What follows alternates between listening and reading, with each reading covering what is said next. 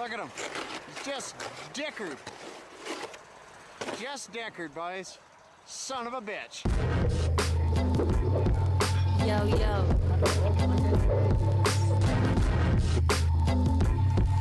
Class A, and macro. Not connected, not elected to participate. Bouncing down the stems will make your head hurt. Enjoy the takes. Says her whose head burns from hearing hover stories get the. Hey everybody, welcome back to Take Her Wide. This is episode 252. This is the last one of the year. What a year. I think, isn't it the thing that every year people shit on the year? Like, what a fucking terrible year. I can't wait for the next year. I don't know. Every year has its ups and downs. It's been a good year. It's been a bad year. But we're here. We're here now together. Last day of it. I don't know what's going to be happening for 2019, but a few things on the horizon. So I'm pretty excited. Hopefully you guys are too. Let's get into the sponsors. These people get the episode to you, so show them some love. Instagram love, YouTube love, a quick like, a quick share. Costs you guys nothing, but it helps them out. Or if you want to buy something, fucking do that. Buy it. First sponsor is Heartbeat Hot Sauce. If you're a fan of hot sauce, try some Heartbeat Hot Sauce. They're from Thunder Bay. My friend Al and his partner Nancy run it. It's not a big, huge company, but it's growing.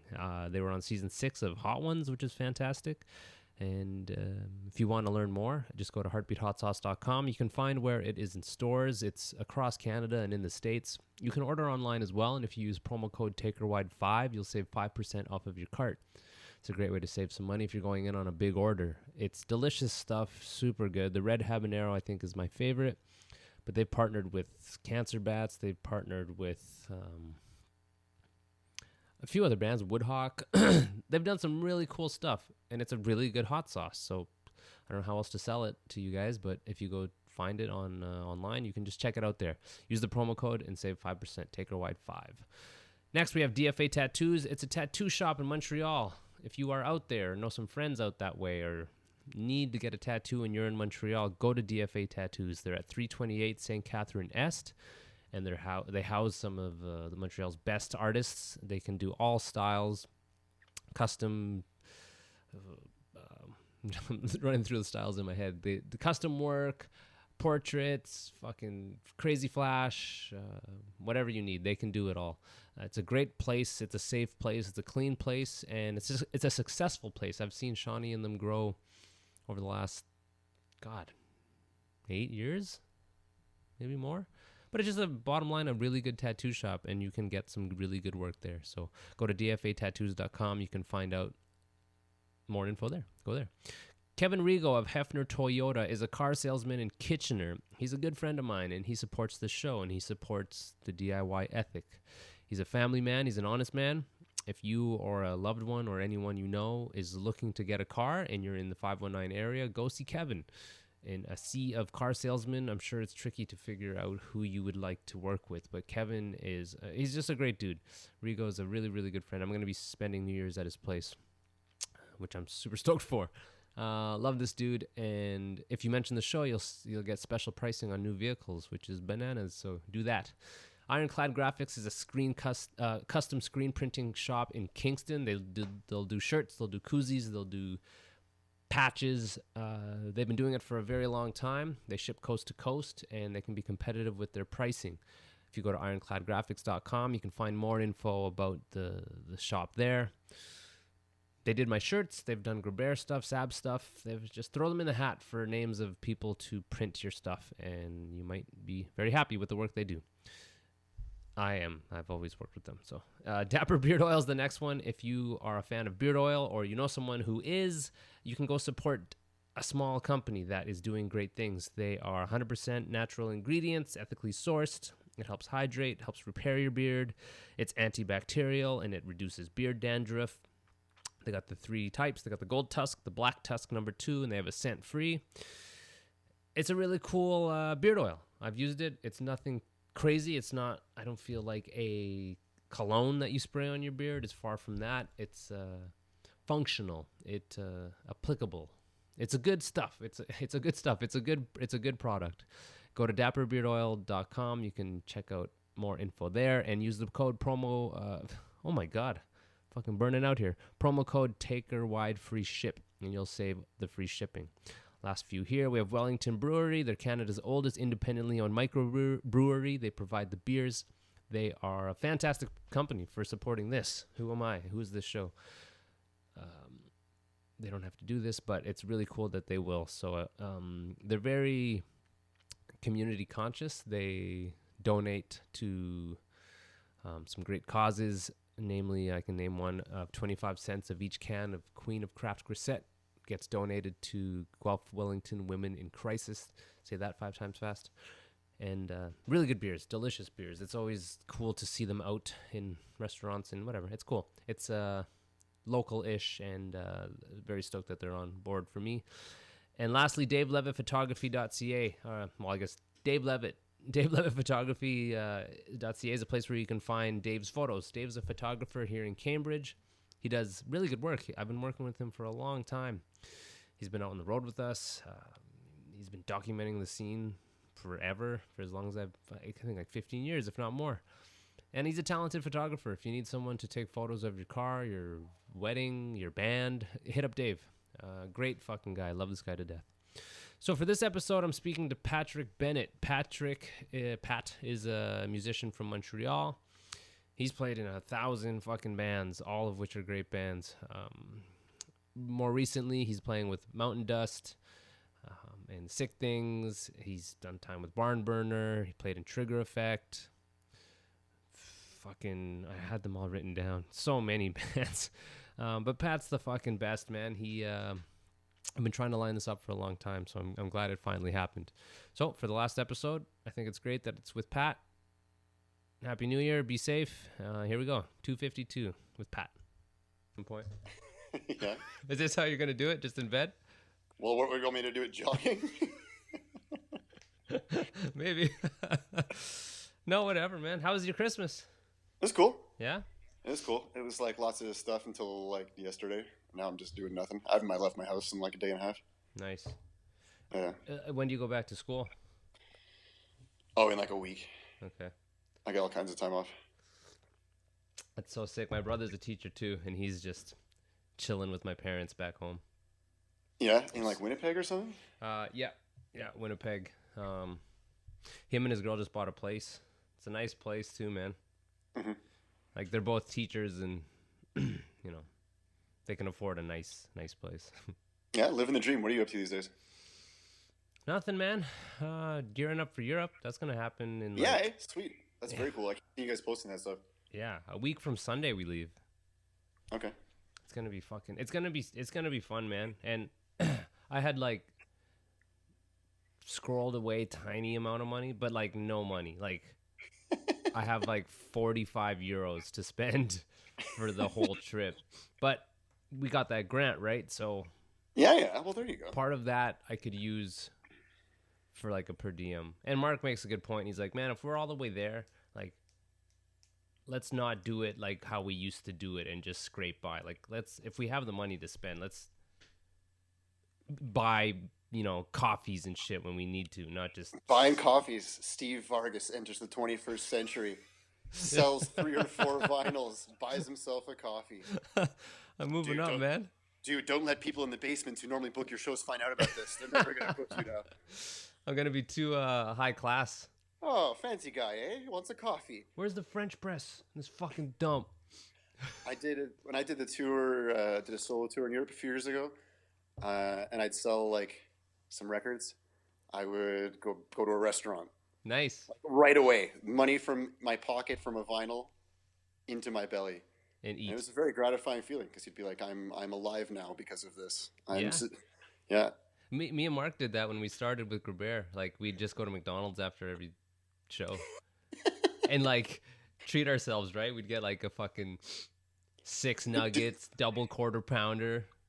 And that's why you got a grant from the Canadian Diabetes Foundation to go on tour in January? Yeah, totally. Yeah, we got an endorsement from Good Life Fitness. That's why we're skinny now again. Yeah.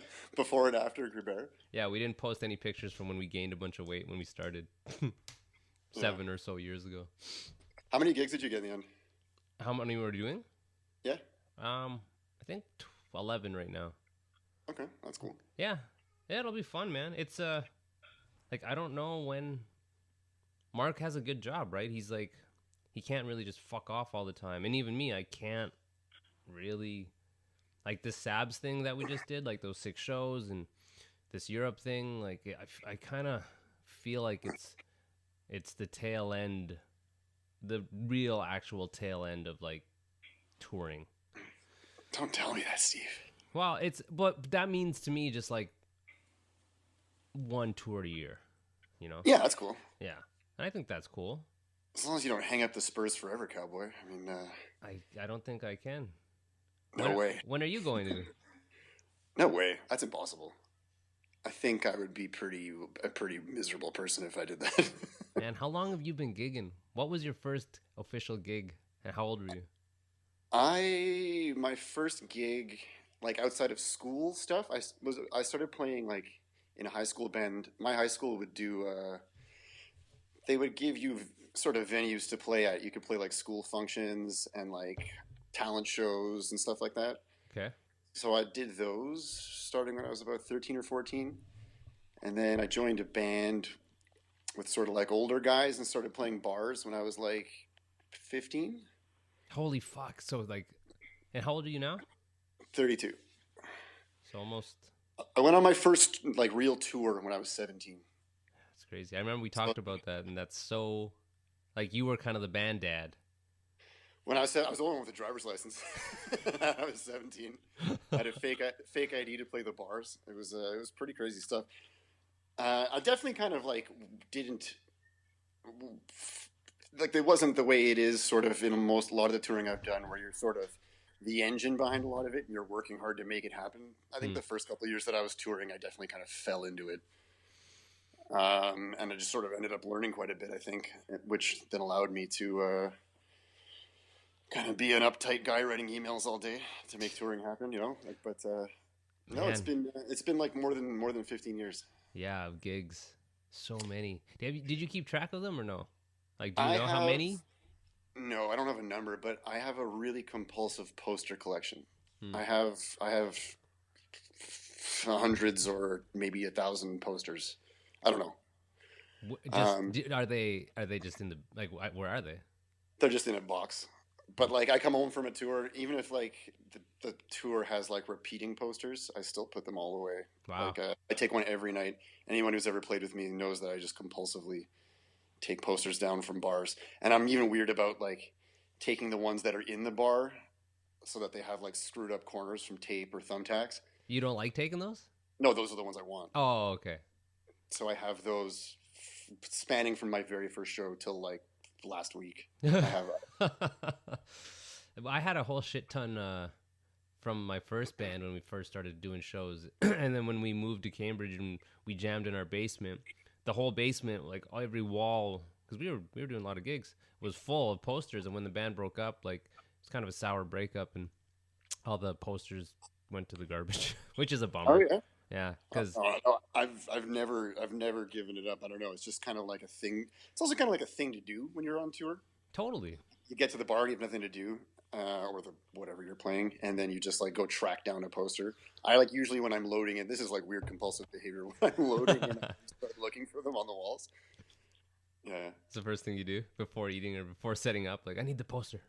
Yeah, and then somebody like, or even like Hal will be like, "Hey Pat, I found a poster for you." And I'll be like, "I'm 5 steps ahead of you." You mean this? But there's a lot of gigs, man. You'll never... I mean, I don't know how much. I think I'm like, in terms of like when people say like, "Would you ever stop doing it?" I think like I enjoy, or I have good memories from having done all that stuff. But I've never like participated in anything that gave me any, I don't know, reason to stop or any solace in having completed some kind of mission. Like it's kind of like all a process of things, you know. Like I don't.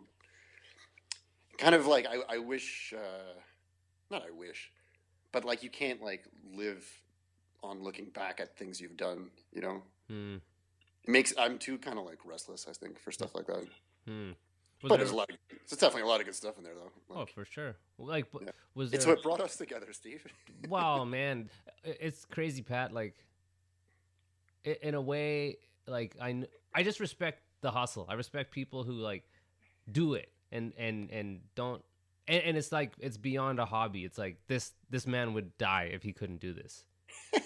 This man is dying, and he would die. So I really like, I can't say, well, looked up to maybe, but just respected. That's the word. Just, like the stuff you do. So it was really, for me, man, it was really cool. And we were like, oh, I'm buddies with Pat. Like, cool. It's like a real sort of camaraderie because we can riff on like, fuck that gig over here. Or, dude, you're a living legend. You're tugnutbooking at hotmail.com. You're the real thing. It was tugnut_1. Oh, okay. Me and Kevin used to laugh about that like years and years because Tugnut were such like, I don't know, mainstays of the Canadian highway. And then like when we saw each other in Chicago, Barnburner and Great Sabatini, and I was giving you some contact or we were talking by your computer and it was still your email address. yeah. It was the Tugnut. We were like, man, that is some DIY shit right there. Oh man. Remember I don't even, it's probably still a thing, but BYOFL, book your own fucking life. Yeah. I never really got much off of that. That was kind of, I think, like a bit of a graveyard by the time I got onto that. Well, it seems it's like too good to be true. Like here's a bunch of promoters like, oh yeah, okay, 4,000 people more are emailing these people now. Yeah, me and Gene used to always talk about how in the 90s they would like be able to actually live off of doing that with like just making long distance phone calls and like emailing people, burn CDs and stuff like that. When you started, what was your first tour that you booked on your own? I booked a few tours, maybe of the American Northeast, and like I was in the Maritimes and Toronto-ish sort of stuff. With Trigger Effect? No, with my first band, Psychotic 4. Oh.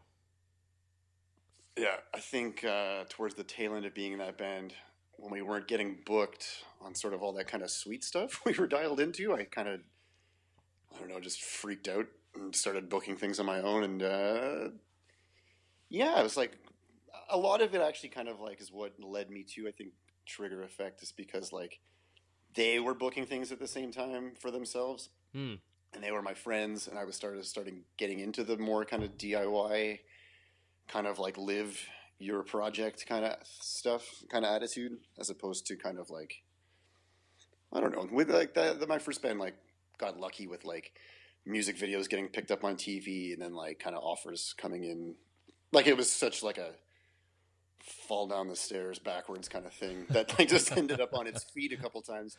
And then I started, but I mean, I was young and kind of uptight and kind of hyper, and I wanted to make sure I could keep rolling, and wanted to kind of, I guess, be in control a little bit of my own destiny. And then did that for a few years for Psychotic 4, and then it overlapped with Trigger Effect, and I just kind of went pedal to the metal with Trigger Effect after that. I think I just think of how crazy it would have been because I started booking, and there was the internet at least, but pre-internet, like fuck, man. I never. You did it pre-internet? No, I never did. I can't imagine. I mean, you had the internet. It was definitely too, right? the internet, but it was kind of like primitive internet. Still a couple phone calls in there. Yeah, I remember before I moved to Cambridge and was thinking about like gigging. I'm like, all right, I brought a newspaper from Winnipeg home, and it had like venue listings or something, and I was just didn't know any bar, right? It's like, hey, do you guys book metal? No, like because there's like, I felt at the time like one or two venues in Winnipeg that were booking metal, like, hey, hello, book my stupid band. But that's about as primitive as I got. I still do something that I did back then. Is that I just look at bands that I find are analogous or relevant, and then I just see what their tour schedule is, and I look up whatever bar it is they're playing. Like, even if I haven't been to that bar before, but like the likelihood of like, if you haven't gone to a place in some amount of time, that what you know to be good has remained good. It's not always true. So like, I kind of look like who's been there last and where did they play, and then sort of like it's kind of like you just sort of pretend they've done the research for you. I mean, yeah. When the internet was like really, really young, you could still do that. Like you could just see in Exclaim, let's say there'd be like a tour schedule of some band that you I don't know, thought that you could pull off a similar thing, and then you could just use that as your own template. Like, I mean, I even still do that now, even if I've booked a million shows. Like, Is that how you did the Mountain Dust one? Did you book that, or how did that come yeah, together? no, I booked that. Yeah, the Mountain Dust one, it was kind of like a mix of sort of old friends of mine, and then a couple of festivals that I lined up. One or two new things. Yeah, a couple of sort of stuff out there that kind of just fell together. The whole festival thing is something I've never. I have talked to another friend, and it's like they just email them, but I'm always like, if they want me to play, they'll ask me to play. What do you? I don't know, like, because you guys had a sweet slot. I think the point is you can email them, and I think that they'll be into that. But festivals kind of need a reason to book you. That's what I feel. But the thing is, that doesn't mean that they don't already have one. There just needs to be that. You know what I mean? Like, Green Bear could probably play, like, what's that festival in Czech every year? Obscene Extreme. Yeah, there's no reason you guys couldn't play that. Like, I mean, like, they probably know your band exists already based on whatever other stuff you guys have done too, and you would just have to point out to them that you were willing to come. I don't know. I know Pat Bennett. Yeah, Pat Bennett, exactly. I always think that I could do it, and they'd be like, "Yeah, you can play at 4:00 to 30 people." Then it's like, well, what's the fucking point then? Because I saw your guys' thing in the first gig in Europe, and that's a dream. Like, it wasn't. I don't think you guys were headlining, but there was like 2,000 people there or something. Yeah, it was rammed. But that's crazy. But I mean, a lot of the stuff that's, like I played Osheaga a few years ago, but like, even though there was probably 75,000 people at the festival, I probably played to 400 of them. But I mean, like, doesn't mean we didn't play Osheaga, I guess. Yeah. I don't know. Yeah, it almost feels like that ship has sailed because I'm kind of like, I'm not as we gotta make it mode. Like, we gotta do this in festivals and build the clout of our band. So I don't care really. I don't even think from that perspective, really. I just sort of think it gives you the impetus to do these kinds of things. Like, you have more of a cornerstone for your touring. You have like actual, I don't know, events that will sort of pay you and also raise your esteem to the other people. Like, if you say, hey, I'm coming in to do a tour and we're playing Obscene Extreme Festival, I'm looking for a date between this and this. Like, yeah, even they already have more of a reason to finish reading the rest of your email than if you're just like, sup, I'm Steve, I play with Mark, and I know Pat. Man, I remember old emails of it was long, like, hello, my name is Steve. People say my band sounds like this, and blah, we've opened up, blah, blah. Like, it just way too long. Yeah, I don't even say what the band sounds like anymore. You're just like, what's up? We need this date. Here's some notable things. I just say like it's like a hard rock band, and like they can figure it out. Man,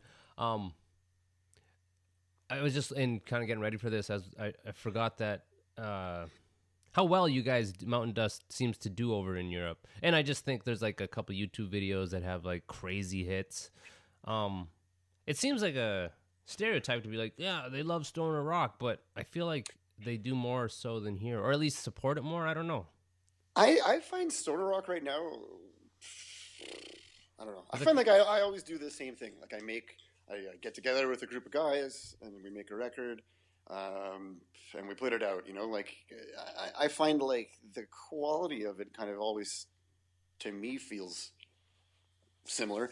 But then like doing things that is really identifiable with a genre has a much bigger response from an audience. What do you mean, like Trigger Effect didn't really have a great genre response. Like, it had like its own little weird cult following, but like because the genre overall didn't respond to it, it was hard to get a following. But like Mountain Dust, even though to me it's not like exactly a typical stoner rock band, because it's kind of, we can play those shows and be sort of identified with that. It's made it way easier. I mean, I think we've all sort of seen bands that kind of set out to be quintessential genre bands. Totally. And I think they do kind of get rewarded for it a bit. I definitely don't think Mountain Dust, by having a lap steel and an organ and a bunch of weird recordings, like, I mean, we didn't really go out to do that at all, but I've seen it come back to us in a positive way for sure. Like, we're embraced by stoner rock vibe for sure. That's interesting that it's just, you guys are real dudes, that you're not, it's not like a strategic plan, you know, like you're just making good music you guys want to make. But fuck, man, I have a hard time, because I don't know everybody. I know you guys, but I have a hard time when I see a band that's like, oh, they're super like genre specific and they look a certain way. It's like, are they just playing the game, or are they like real ass dudes and this is what they like? It's hard to tell. I can't. It actually puts me off from some music sometimes. More power to them. Like, it doesn't mean anything to me what they do. It's like what other people do shouldn't matter. So like I think some people maybe are a bit more strategic, and some people are totally haphazard, and some people are somewhere in the middle. And I don't think anybody can claim that they're completely non-strategic in anything they do. I mean, true. So like whether some people take it a little farther or not, I don't think I take it very far. But yeah, I think I did. Like whatever. I wouldn't shit on people for doing that. I don't care. Yeah, I think I just don't want to get duped. Like I don't. Viv, my wife she's turned me on to the idea of like, just maybe I am a bit of an elitist, but just like, if people are doing it and they love to do it, that's fine. Like, why does it mean anything to me? But music means so much to me that it bugs me when it's not done authentically. It's like, this thing's the best. Like, you're kind of shitting on it. But again, it's people can do their own thing. But I can't help it like be irked when it's like, this just. I mean, I think I can tell more when like actual music sounds compromised or insincere. I mean, I think then I just won't listen to it. I don't know. That's where it ends for you, eh? Yeah, 'cause I mean, like a band can be successful and not sound compromised and insincere, and a band can sound unsuccessful and do those things. So, like, you know, I don't know. Like, I can turn on the radio and 1 out of like 20 might sound like the real thing to me, and then I say, well, that's cool, and the rest of it doesn't sound that way, and I don't know. I think that can apply to every wave of underground music that I've ever witnessed. Like, there was the people that sounded more or less sincere when they were doing it, but that's, I don't know. It doesn't, I don't know. I have no real, it would be such a subjective thing to say that like I am some authority on that, or I'm more real than the next person. I don't know. Yeah. I'm sure someone could say like, wow, Pat's done different things in his music life. That's because he's a conniving Machiavellian businessman or something. Like, I wouldn't think it was true, but I don't know. If everything to the outside world seemed like I was being calculative by making the Planet Scorpion 10-inch that nobody bought, you know, I don't know. There's a quote on your Facebook thing I wanted to ask you about, and I love it. There's like, well, I can go to that eventually, but I just think with you, like you started off, your band did really well, and then I feel like a lot of people might have. No, I don't know. I'm just guessing, but some people could have quit at that point, but you didn't. You know, you stepped back in. My uncle's a musician, and he told me like when we did some of the stuff at that time, he was like, "Just quit, man. You're never gonna do better than this." It's like you're 18 or 19 and you're peaking. Like just get out of the game now. Yeah, but you know, you obviously love to do this type of shit. And your Facebook quote, what is it? Fun through music and music through fun. Yeah, I probably wrote that. Oh, someday I was feeling inspired to do so. I love it though. I think it encompasses you well, because there's like. I don't feel like it's a crazy thing where you can put out quality music, but you're not strategically trying to make it. You just like to make music. I think that's pretty evident. Just you like to do this shit. I really like being in like the band situation is like something I really, really like. I like, you know, there's always like a group component, being with like other people, and it's really fun, and you know, everybody's got ideas. Like, and it's a group thing, you know, like it's alive and it's fun, you know, like I find that's definitely a big reason I enjoy music. I can't, you know, there's like the 90% of the time that you're in a band where you're kind of just at a diner making each other laugh. Like, I mean, that's pretty inspiring. Like, you know. Oh, I can't remember, Pat, are you an only child? Yeah. Do you think that has a big part in this? Totally. Oh, yeah, totally. I've psychoanalyzed myself for that. Totally, that I insert myself into these sibling-esque situations all the time, yeah. I just recently spoke to somebody, and they're also an only child, but the music really spoke steer them away to from them. Being serial killers? Yeah, that too. and it's great. Like, I think I 100% want Tay to do it, and I think we're just gonna have the one kid, just for all the opportunities and the experience and that thing, the group being part of something, struggling, and it's like you made this thing and you're like presenting it. It's like a show and tell to the whole world, but it means everything to you. But you're not, you're not so vulnerable. You're vulnerable with 3 or 4 other guys. It's like really, well, it's why, why we're friends and why we're aging and still doing this. I think that's a part of it. Yeah, I think it's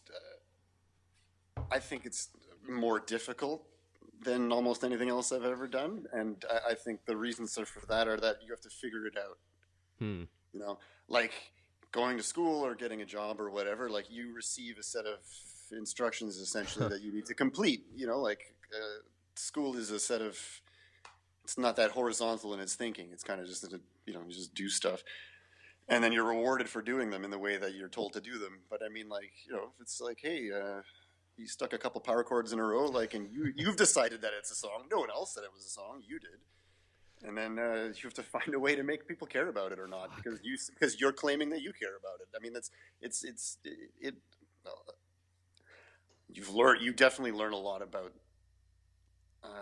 doing things for yourself and being tied to an idea and tied to other people and trusting other people and working hard and all that sort of good stuff. I mean, like, I think it teaches those ideas just as well as the Boy Scouts or whatever. But I mean, like, I also think like you definitely learn like horizontal thinking. Like you learn to solve problems. You learn to sort of like not just be tied into a straight line. Because you have to exist outside of it a lot of the time. Yeah, it's like that's one thing too. I think that's great is it's an unachievable goal. Like, because I don't really feel like I'm gonna pay my mortgage with it, but it's like crafting the next.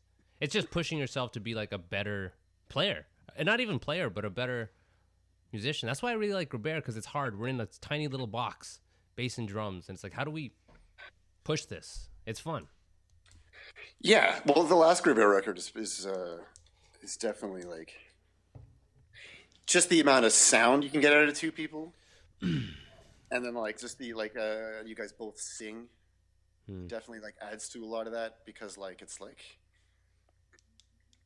I don't know, like you guys don't even really add that many like things like samples or no. whatever. Like it's just well, I mean, a lot of people with a 2-piece band, they flesh it out with like lots of different and things. We could do that, but I like that constricting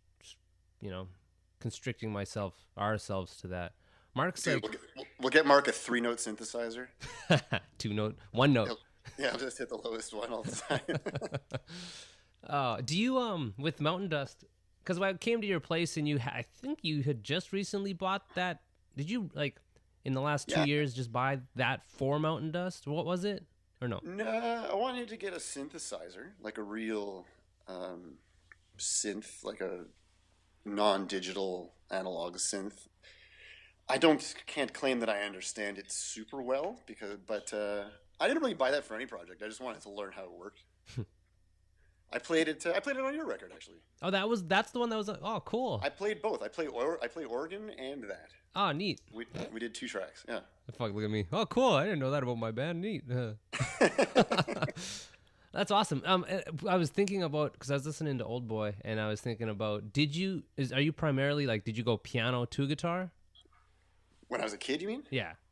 Yeah, I took piano my whole sort of youth, like elementary age, and then when I kind of became a teenager, like every young man, I wanted to rock, and or not like every young man. Yeah, like many that have come before me, I didn't want to play piano anymore. I wanted to stand up and rock, so I switched to guitar. And my uncle's a guitar player and a music teacher. He teaches out of his house, so I took lessons with him when I was a teenager. Did he like give her a go? Oh yeah, he still plays. He still plays. I mean, he was young. I think he played even more. But City of St. Anne's, he puts on lots of shows. Oh wow! He plays in a lot of the pubs out there. Yeah. He puts on. I don't know. Every year he puts on a big event for the St. Anne's Food Depot at the hall in St. Anne's. When he was young, I think he played all around the city in Quebec and things like that. Yeah. I love that's such funny advice just from an older musician guy. Like, quit now. you're Quit peaking. I don't think he was serious. I think he was just like, "You did what? Okay, Yeah. good. You're never gonna do that again." Oh man, that's so crazy. The that made me think of something. We were just talking about your uncle. Oh, did you? Because like I feel Trigger Effect went hard and we're serious, but did you ever have that mindset of like, maybe it was Trigger Effect, like this is the band that's gonna like pay my rent? I don't know if it was gonna be pay your rent. I've like, looking back and kind of being nostalgic or whatever. I don't think everybody gets a Trigger Effect, and I'm very lucky to have had a Trigger Effect that like that was not really a band, like that was like a lifestyle. Wow. Like the van was parked in the driveway and we all lived together, and we all worked together too. Anytime we were all losing our jobs from touring and stuff, we'd all get each other jobs. So like we all worked together, we'd all live together, we'd all just party together, we'd all rehearse together. When we weren't touring, we'd start venues. When we weren't starting venues, we were making records, and like that was like a 365 24/7 thing. It wasn't a band. It was like it was like 5 people definitely kind of coalescing at one time of their life into kind of a direction together. It was really cool. Like I look back on that, and it's like you could never recreate that. You could start 100 bands for the rest of your life, and that would be the only time you did that. I don't think we ever were thinking we were going to pay our rent. I think we wanted to I don't know, just leave the world a much noisier place than we found it, and see if we could kind of do it for as long as we had plans to do it forever if we could. Like if we could find a way to integrate it into our burgeoning adult lives, we were going to. And that was actually a big thing about the last year of touring that we did, was that it went well. And then we all said, "Oh wow, it really came back to us." Like doing almost 8 or 10 years of kind of constant work had kind of looped back though. Like we really had a great last year. And we sort of said like, okay, cool. Well, if this is a sign that we can kind of keep doing this, then it was very, very positive actually.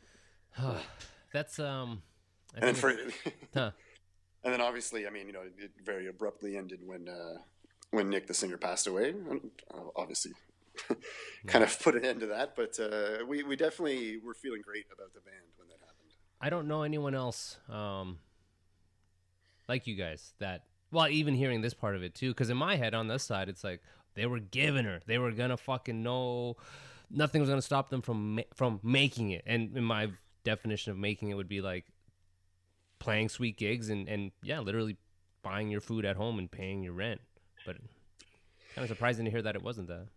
Well, I mean, I think we wanted to do it as much as we possibly could. Like we probably had the opposite idea. We were like, we're going to do this until we starve to death. Like not like we're going to do this until it feeds us. I think it was, I don't think there was ever God, man, if you ever, the way the music we were making, I don't know if you could feed 5 guys playing music like that. And although I do think that like if we had continued, I sort of say this to myself, me and Mike kind of say this sometimes to each other, that like a band like, let's say, Converge, that only came back to them probably easily 10 years into their career. Yeah, I wonder. A band like No Means No, a band like, any number of bands of that take the long way, and that because they make art. Yeah. That doesn't have as much of a broad appeal, that it needs to develop its own sort of subculture even around itself for it to even become popular at any level. I mean, I don't know. I kind of saw that beginning with Trigger Effect. I mean, like we'd play shows and there'd be like 5 people at them, but like 2 of them had Trigger Effect tattoos. But there was only 5 people at the show. Oh my God, it's really. We'd say, I don't know, we're rich in weirdos with tattoos. I don't know. Man, the amount of shit you guys did, and there's that. I didn't look at it because I wanted to hear it from you, but there's that story. There's someone edited it online. You play some show, and some people are like, "Let's go to this other place," and they're like carrying your gear. And where was that? And that's in Spain. I I mean, whoever's listening to our conversation should definitely go watch that video. It's called Trigger Effect and the Spanish Communists. Okay, let's actually, yeah, if people want to check it out. I mean, the long and short of it is that we got to a festival. I mean, air quotes festival. I don't know, but it was, it had an outdoor stage, kind of like a Warped Tour-esque side stage sized thing. And we played a show. They wanted us to play at like some ungodly hour, like 3 or 4 in the morning, which in Spain, they do stuff like that. I don't know what the hell. But so we played, and Nick said, like, okay, I'm just going to like totally go bananas at this show, which he always did stuff like this. So he lined up like tons and tons of drinks on stage that he was going to throw at the audience, like while they were moshing, and he was going to chug half of them and spit them on us and just cause like total gross chaos, right? And then he threw a drink, and they cut the power. Like they just like they were like, oh, this guy's like dangerous, or they've it's against like local customs to sort of like throw a drink, and that's really disrespectful of your audience, or whatever. I mean, like everyone in the audience is like a guy with a mohawk barfing on himself. Like, I don't know, throwing a drink really changed, but whatever. Anyway, so they cut the audience was screaming for us to keep playing. Like, they were making tons and tons of noise, and we're begging the promoter to keep letting us play. And then somebody says like, oh, this was in like a farmer's field. So they're like, you can play in the kind of like bunker warehouse cement building where they store all the farm equipment. So the audience, somebody like translated this to us, and then the audience, we just started handing them our stuff. Like the amps, they were just taking them like one by one, and then they set them up in this warehouse, and then we played until like 6 in the morning. And there's footage of it, and it was one of the craziest things we ever did. It was like completely crazy. Yeah. And it's really crazy that we have it on film too, because I know as I'm saying this out loud that this story sounds completely made up or exaggerated, and I'm probably, as I'm forgetting it, like devaluing how crazy it was instead of exaggerating it. But that whole trip was kind of nuts, actually. I feel like you could, like, I would love to read a book that you'd write about all the gigs. Call it steady gigging or something. Yeah, call it steady gigging. Yeah. No, there's definitely some good stuff in there. A lot of like, I mean, I don't like that now. I freaking pull into places and I have too many memories. That's the plant. You don't like that?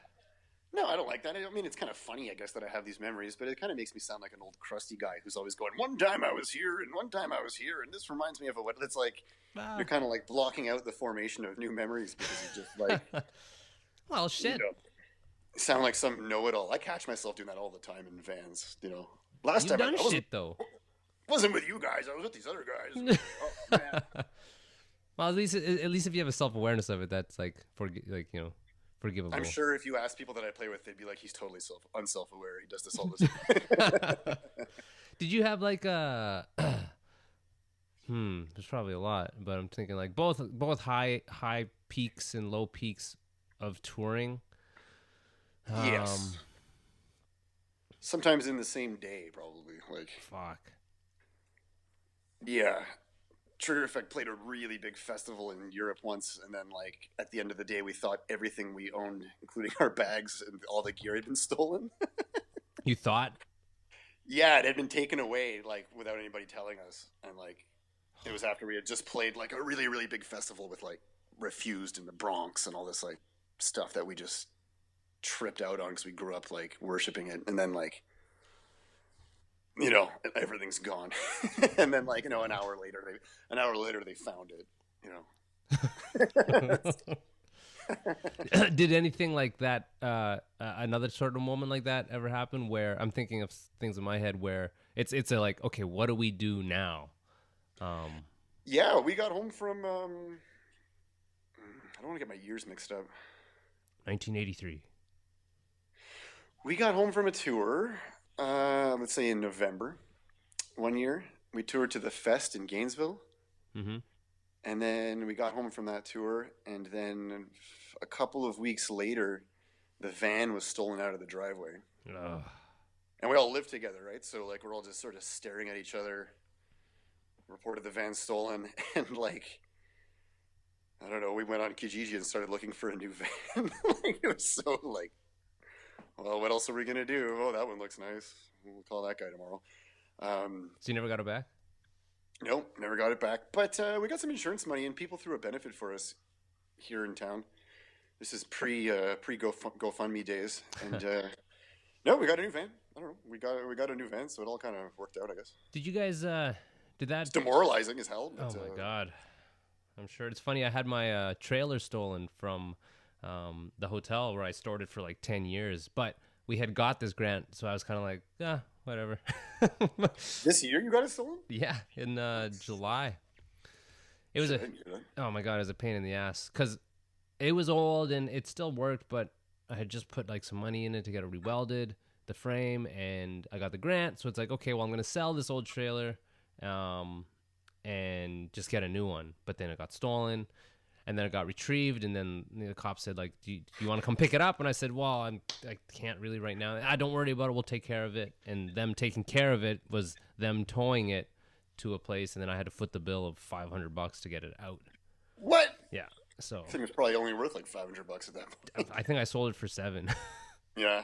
After putting in, whatever. But that was a sort of a like, whatever, no big deal that it got stolen. I haven't, like, knock on wood, had anything crazy stolen. Remember we played in Nanaimo at the Canby. You ever play the Canby in Nanaimo? It's like a hostel. The Canby. No, I think I played the Queen's Pub, or is it the Canby? Is it like the backstage is in the basement?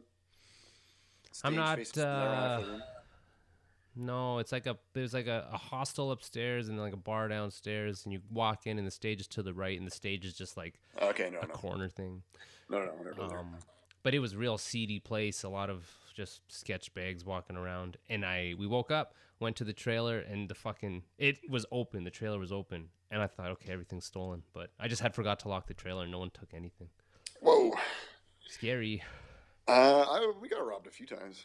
A few times. Oh yeah, come on, Steve. This is what I mean. This is like, one time I was here and I got robbed. Yeah, we got robbed a few times. Like gear? Different levels, yeah. Gear, the van stolen, bags here and there.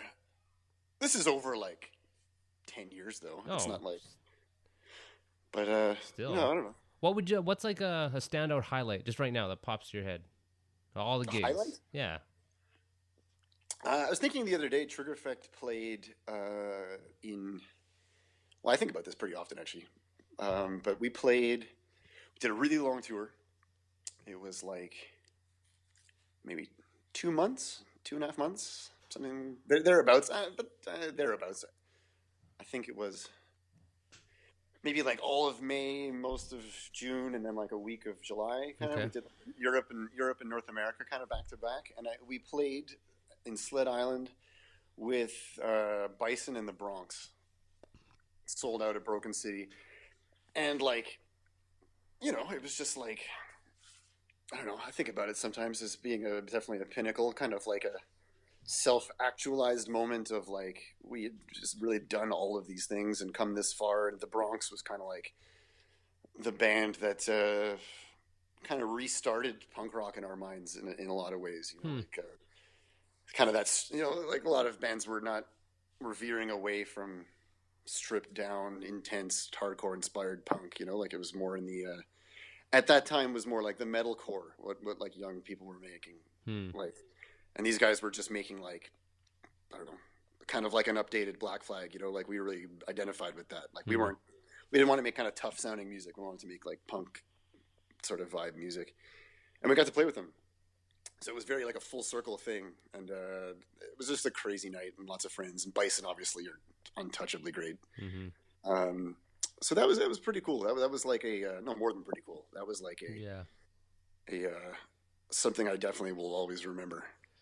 Fuck. Also, we were just like playing for so long. Like we just start like, like we're just like in our 20s, like probably half emaciated, drunk out of our minds, playing all these crazy shows, meeting your heroes, and like it was pretty crazy. Oh man, I'm sure. I just lost video. Can you still hear me? Yeah, I can hear you. Okay. I'm kind of, I think about, well, I'm a drummer. I don't write songs. I just kind of put my stuff after the fact. But you, as a songwriter, I'm always curious for people's methods of pulling from the ether to get creative. Are you like sit at the table with a coffee or like, how do you get creative? Just by forcing myself to do it, I think. Like any time of the day, or just like, do you have a sort of? I mean, yeah, just sort of like, if you can ever bring yourself to play something for an hour, hopefully you get one good thing out of it. I don't know. Or if you can bring yourself to play for 5 minutes and get one thing out of it, like, I think like the more I sit down to write, I actually get stuff done. I don't find I ever really go dry particularly. I find sometimes I'm just too busy to sort of actually sit down with my thoughts or with an instrument or whatever. But you know, so there's no real method. Like I that's the thing. I don't do that. I'm after. Like here's an idea.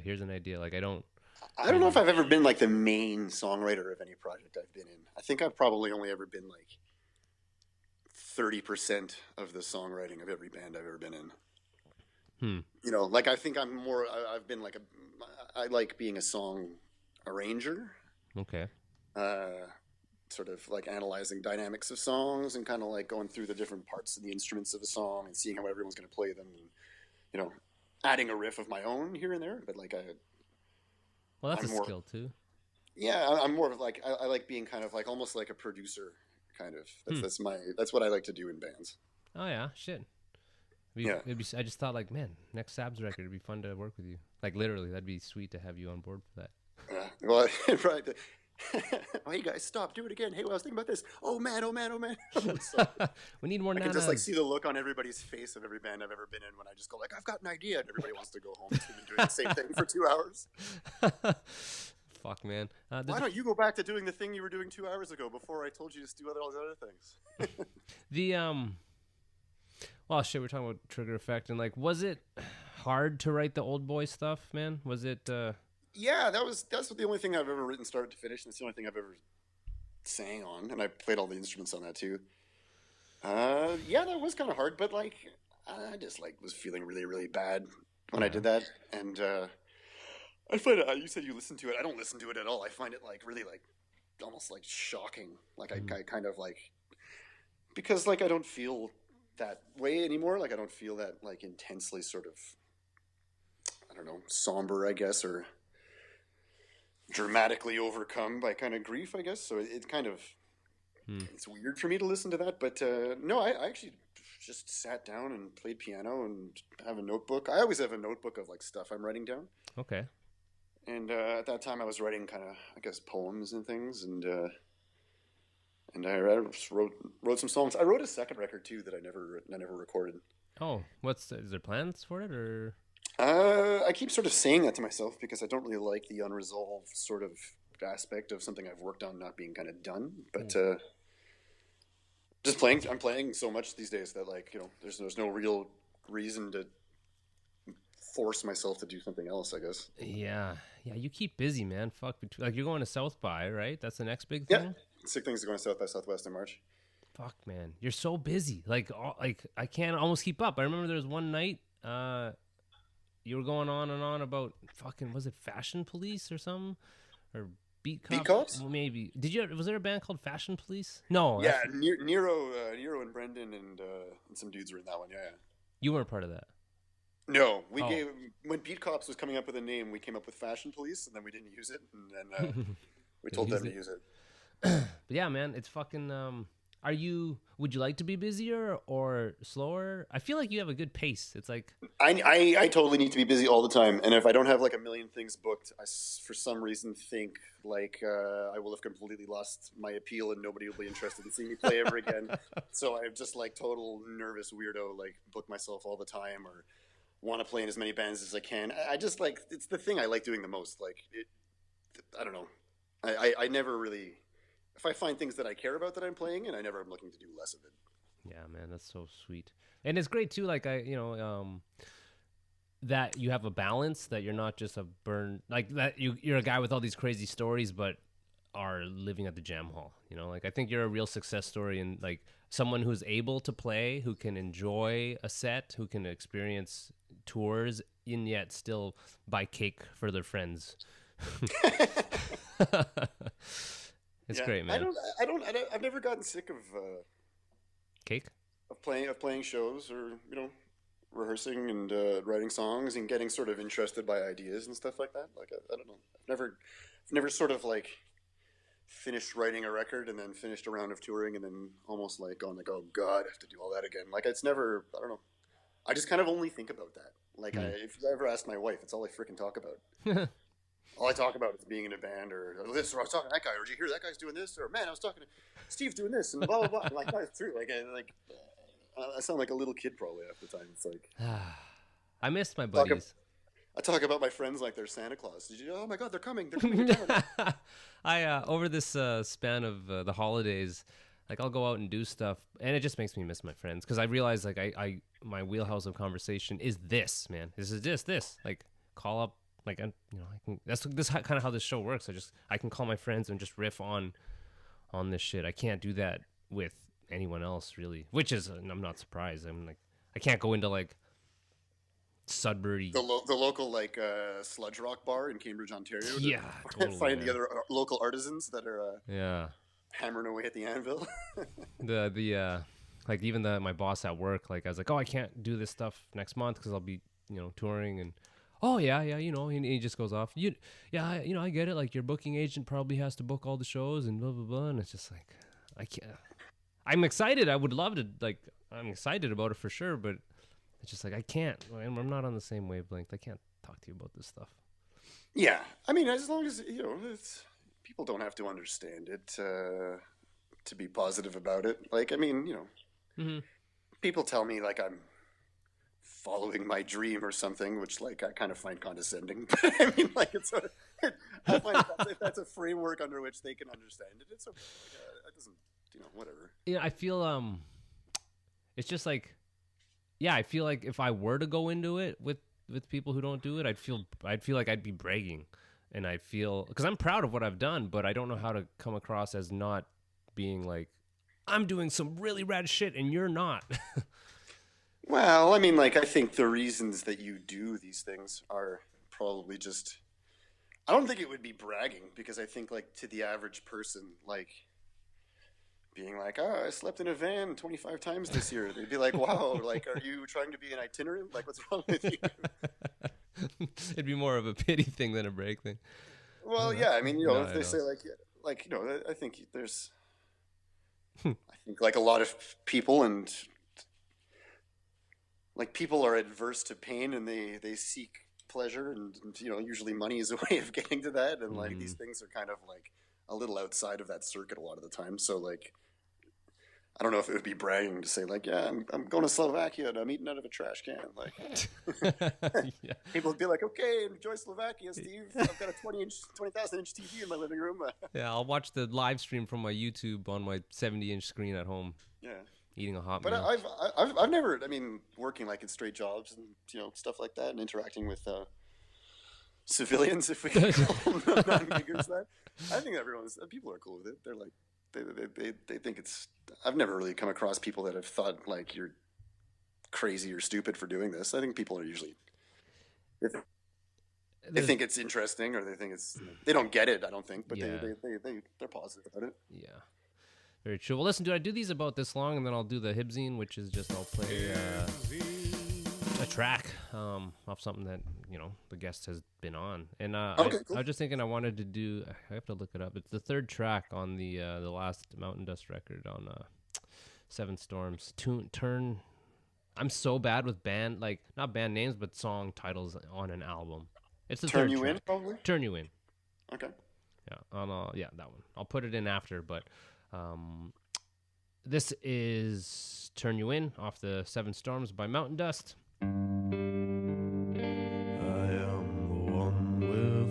Chains and shakes in my bones, the rain in his wrath cast stones in my path as I make my escape.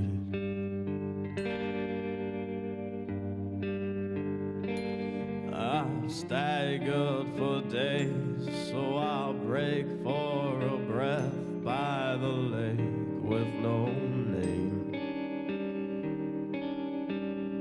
And I'll wait for the lawman to come with the sound of a drum and his dumbfounded guns, who all know what I've done. Return to a town I once called my own, just to watch it burn.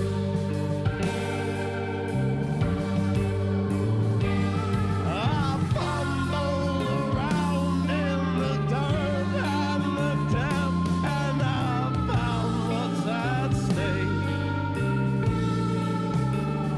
It was you pulling me through. There's so many more. There's so many more. I want to turn you in to the sun.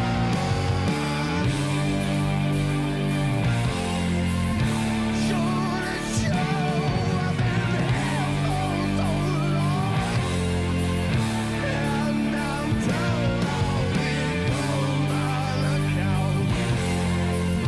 I'll be cold.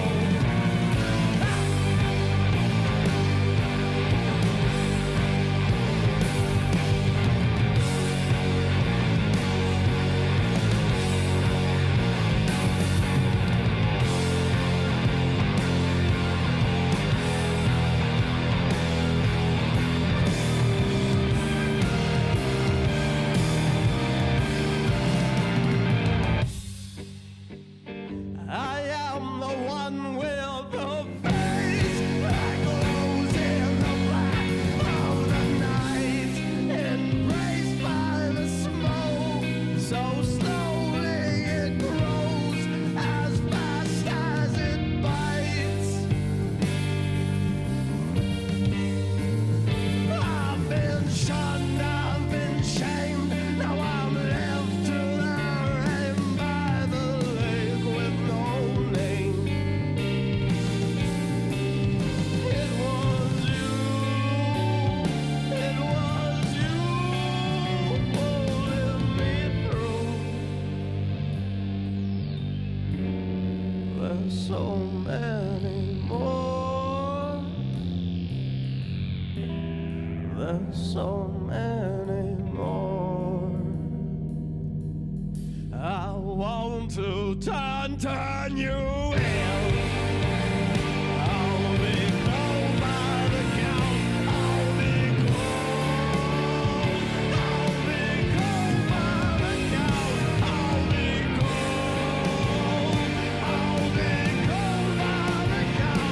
I'll be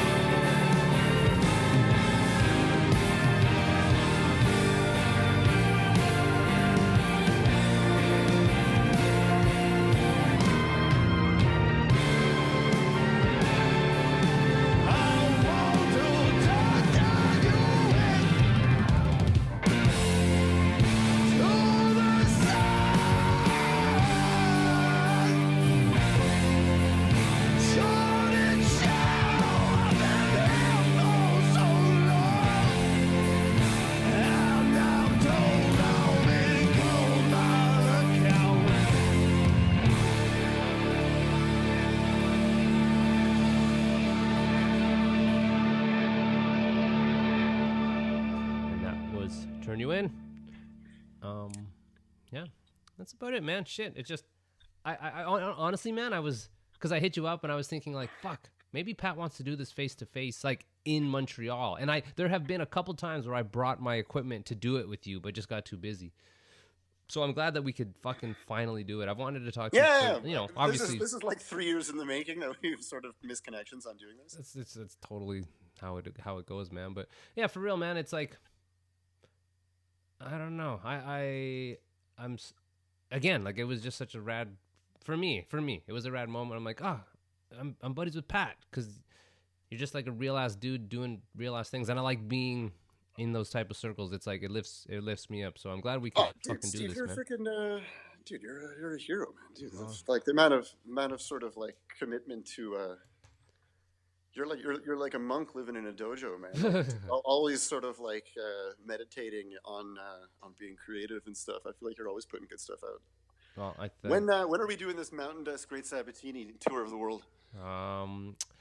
Well, it's gonna start off in fucking Cape Breton. 2023. Yeah, we're gonna go start out on the East Point, and I don't know, at some point, man, we should like do some gigs. And I'm actually, you know, bummed out we couldn't have done something a couple weeks ago. Nothing came to light. Like I did try to get us something on the. We both have records out now, so we should be playing together. Yeah. Well, let's fucking plan some stuff, We've man. both got new vinyl on the table, Steve. Hell, and cassettes. Don't forget about those. I don't know if I've ever made a cassette. They work. You crazy hipster kids with your cassettes. You kids. Yeah, you hipster Older kids. than you, bro.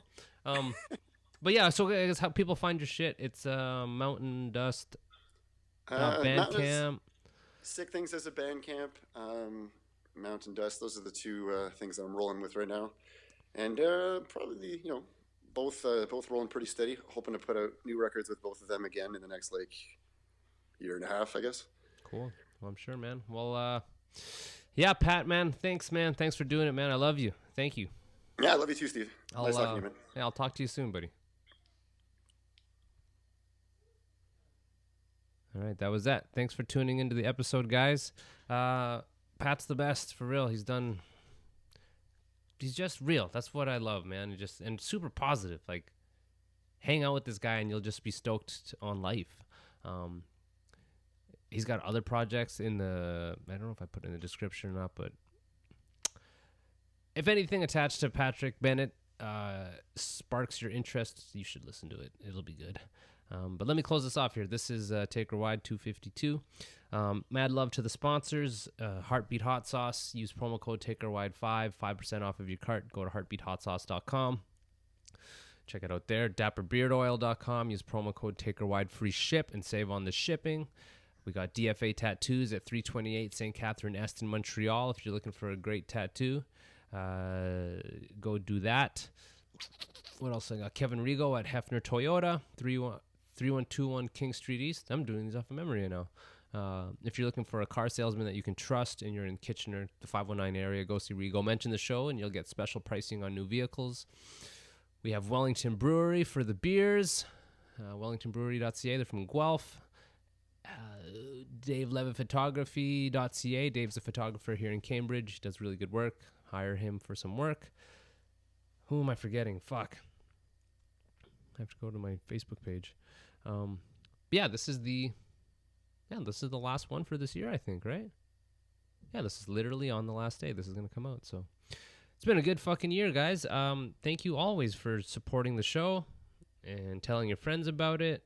It's a constantly slowly growing thing, and I'm really appreciative of anyone who cares and who's come on and who's spoken to me. And I don't know, it's no one has to do this, no one has to do any of this, listen or beyond, so I appreciate it. Last sponsor, just remembered, Ironclad Graphics, screen printing in Kingston, shipping coast to coast. Hit them up. The Taker Wide Instagram page is just Taker Wide Podcast. I'm posting the new episodes, and I'll post some old ones, other content. I know I need to do more of that, but I will. Homepage is takerwide.com. You can find all the episodes there. Subscribe to the show. It's on YouTube. It's on iTunes. It's on Spotify. It's on a bunch of obscure apps. What else? I have the shirts. They're on sale right now. $15. I'll get you a Taker Wide shirt. No XL. Sorry. Or 2XL. But you can go to takerwide.com and find them there. That's about it. I don't know. I love you guys. Have a good fucking New Year's. Happy New Year's Eve. And Fucking see you guys next year. Eh? Whatever.